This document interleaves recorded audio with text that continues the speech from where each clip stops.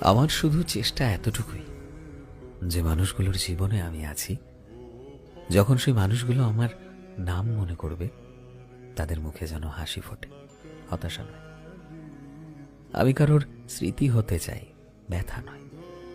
কারোর জীবনের খারাপ থাকার কারণ হতে চাই না আমি। এ দুনিয়াতে সবাই নিজের নিজের লড়াই লড়ছে, কারোর কাঁধের বোঝা হতে চাই না।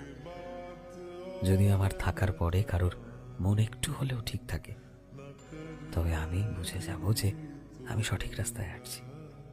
নাম কামানো অনেক সহজ ভাই, কিন্তু মনের মাঝে জায়গা বানানো একজন সঠিক মানুষ হতে হয়।